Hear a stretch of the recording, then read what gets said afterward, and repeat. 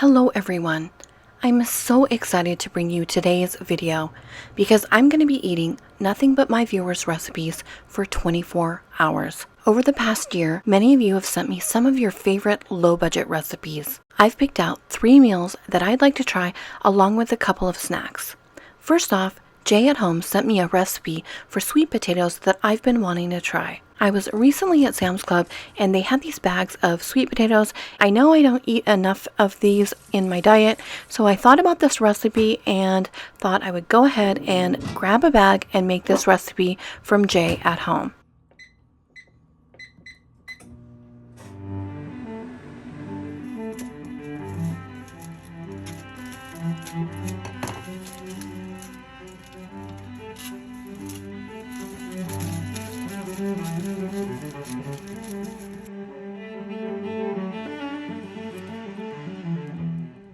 But first, to make this recipe, I need to get my hands on some Canadian maple syrup. And I think I know just the place to get it.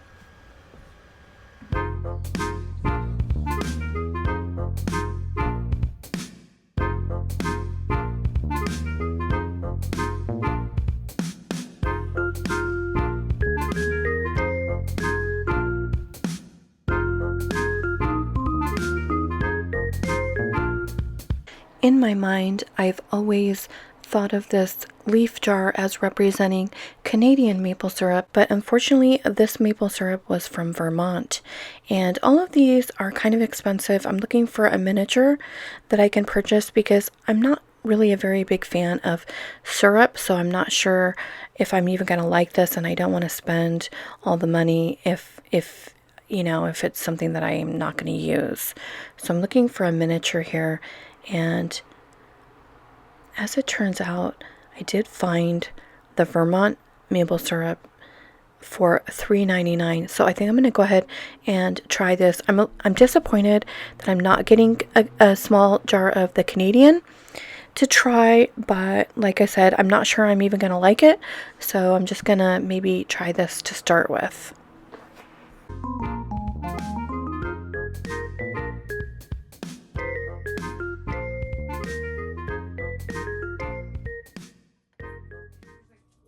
I had left some of this out on the counter to come to room temperature, but unfortunately somebody put it back in the fridge. So I just went ahead and melted a little bit of butter. So I'm going to make this the way Jay said that he makes his, and that's with a little bit of butter and pumpkin pie spice mix. He didn't say he added salt, but I will be adding salt to mine, and then also cracking an egg. But first what we're going to do is we're only going to be making half of the sweet potato, and we're just gonna take out the insides.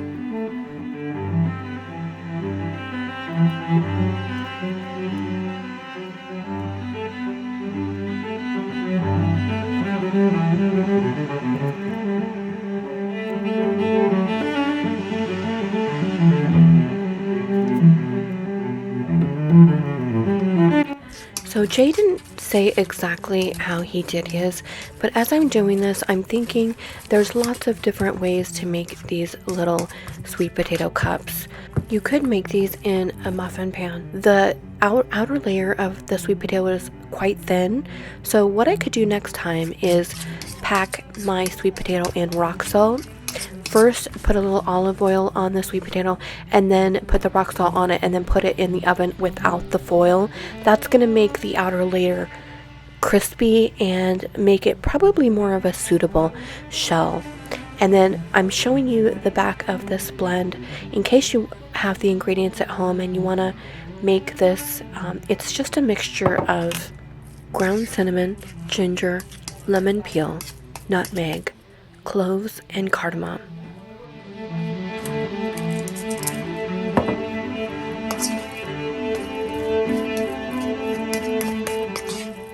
The seasoning is surprisingly mild, so I thought I needed to add a little bit more to get the flavor that I was going for.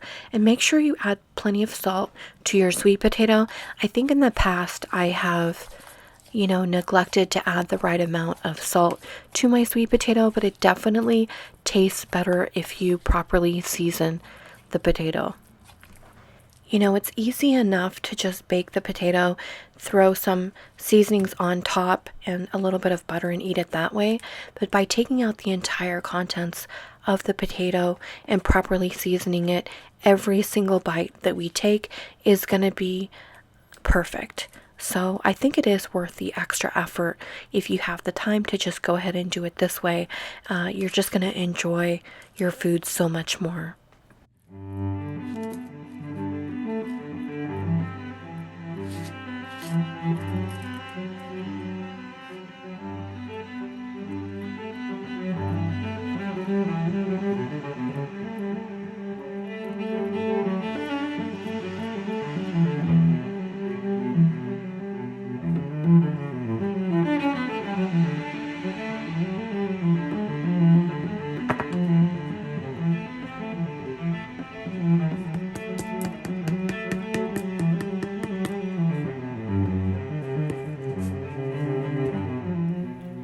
Okay, my egg doesn't look like it's done very well here, but I assure you it is. It's completely done. So I'm just going to go ahead and pour a little bit of the maple syrup over the top and give it a try. The shell of my sweet potato was a little thin, so I had to leave the foil in just to make sure that it kept its shape. And I just want to say, this was so incredibly delicious. I'm actually not sure if I've ever tried maple syrup before. I know that sounds really crazy, but like I said, I'm not a fan of syrup, so I just never really had much of a desire to try this until this recipe. Jay was saying that the Canadians call this liquid gold. I can absolutely see why. It is very delicious. It's a subtle and delicate flavor.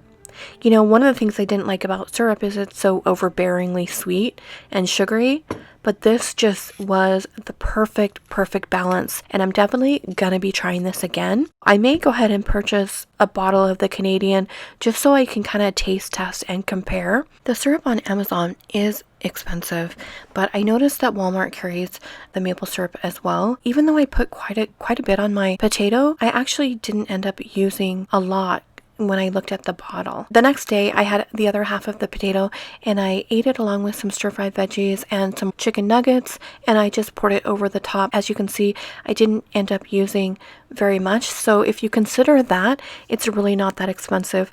If you're on an extreme budget, then you're probably not going to be able to afford this in the budget, but I think with some smart shopping and getting this at a good value, you could fit this into a low budget. I stopped by H Mart this weekend to pick up a few items, and I noticed they had these beautiful green onions for 29 cents, and these are some of the best green onions I've seen in a while. So I'm going to go ahead and pick them up because I know many of you have been advising me to try this method where you put the green onions in a jar and then you just cut what you need and the green onions grow from there. So I filled this jar. I'm setting it on the center of my table so that it can be next to the light. We'll check back in on this at the end of the video to see how this worked out for me. I purchased this bag of apples at Sam's Club for my son, and unfortunately he didn't really care for this variety as much, and so these last 3 apples have been just sitting here and they're not looking too good right now. I thought that I would try to make some dried apples, but I had a tip from Maud Granny, which is one of my viewers, to use my mandolin slicer to make thin slices and to bake some apple crisps, which I love apple crisps so much on different things that when I saw that idea, I thought that was brilliant and I would like that even more than the dried apples. So I'm going to go ahead and just cut out the bad parts of this apple and use what I can. I'm also going to be slicing up some of these apples with just my knife because I know that some of you don't have a mandolin slicer, and I want to compare how it comes out with the mandolin slicer as compared to just with a knife. I was actually able to get them quite thin with my knife. I didn't show using my mandolin slicer on camera. Some of the thicker pieces I'm just going to go ahead and put in with some lime water and set aside, and I'll make some dried apples with those later because I think they're too thick for the apple chips. So I'll just use the thinner ones. Even though my son didn't like the flavor of these apples very much, anytime you dry something, you really condense the flavor. And that's exactly what happened with these. They turned out absolutely delicious. And one of my favorite ways to eat these is to, well, first of all, eat them raw. I also like to crunch up the apple chips and serve it over yogurt with fresh fruit.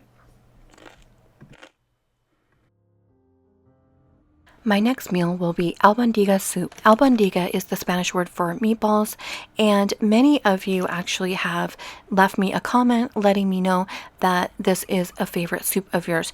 Dawn Dennison says that when she was growing up, her mom would make her enchiladas along with a bowl of this soup. I found these Morningstar Farms meatballs, and I thought it would be fun to try to use these instead of regular meatballs because I do have a large vegetarian audience. I'm also going to be using the salsa that I have on hand along with 1 potato, a carrot, a part of an onion, and some chicken bouillon seasoning. If you're a vegetarian, go ahead and use the not chicken bouillon or a vegetable bouillon broth. Walmart has the pre-made meatballs for just under $6. They had the great value for $5.86. I know that some of you may want to make your own meatballs at home, but others are working full-time and really just want to spend as little time in the kitchen as possible, especially during the weeknights. And so for that, I think this makes a great option. Another thing I like about using meat in soups is it really helps your meat to go a lot further. You know, everybody feels like they are eating meat, but you don't have to serve as high of a portion per person, so it just really makes the dollars stretch. One of the reasons the soup is so great for budgeters is it's so flexible. If all you have is meatballs, bouillon, and frozen vegetables, you can make a delicious soup out of just that. So basically just use whatever it is that you have on hand.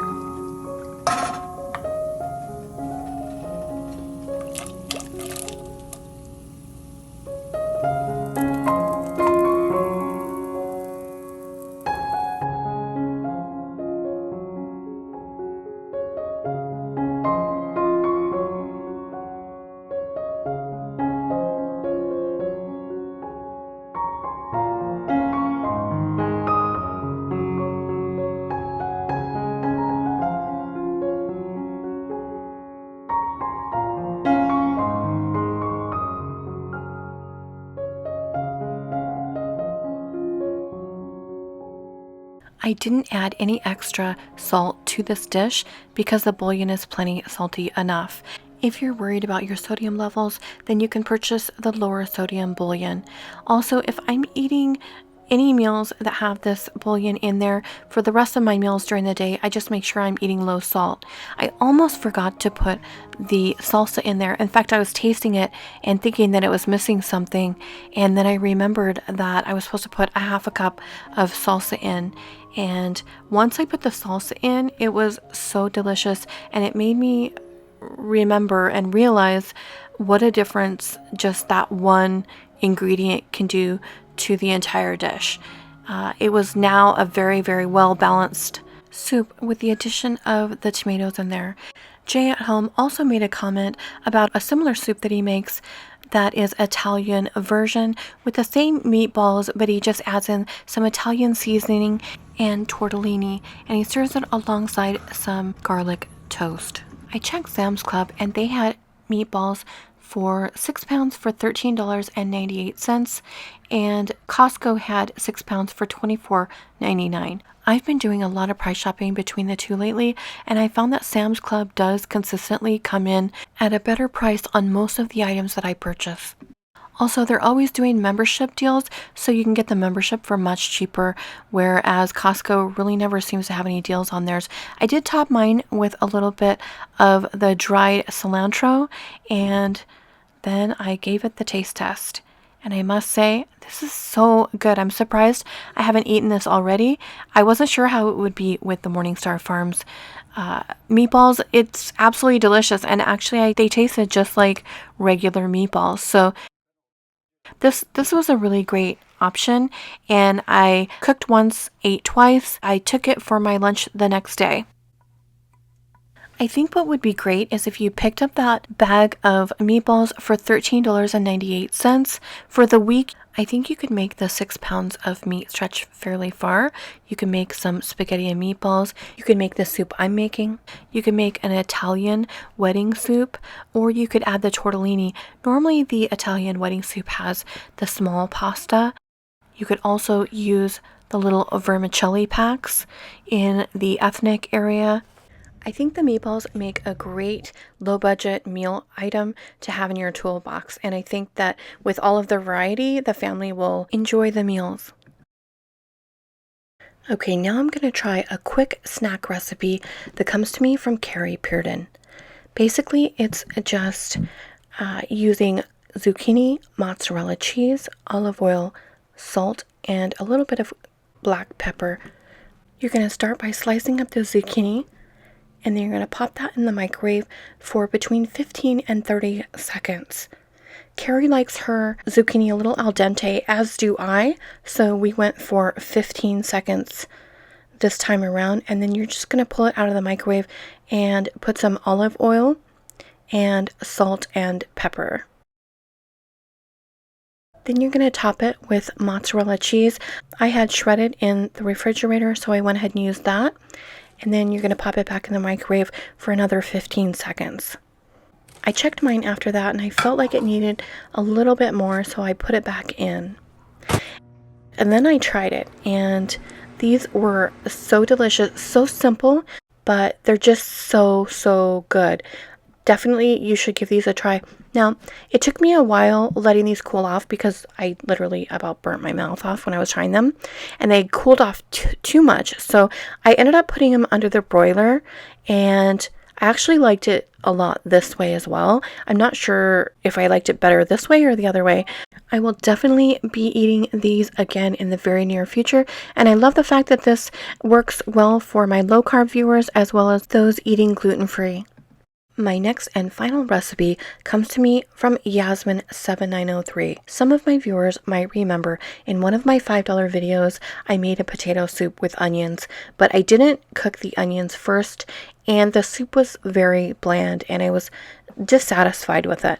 I had a few comments from some of my viewers after that saying that if I would have cooked the onions first, it would have imparted enough flavor to make the dish very flavorful. So that's basically what the gist of this recipe is. It does have lots of onions. It's going to be garnished with carrots. It's got a little oil, salt, and pepper. So I'm going to go ahead and cook my onions, get them to the translucent point.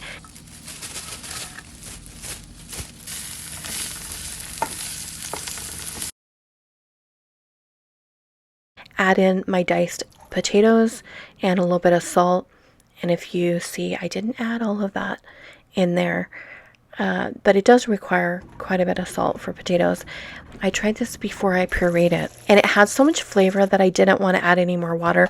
I probably should have added a little bit more water because it was fairly thick, but I just went ahead and garnished it with the carrots. She did not use the green onions, but I am just trying to use the green onions that I purchased for my experiment this week, and it was so good. It's amazing what a difference it makes when you just saute the onions first.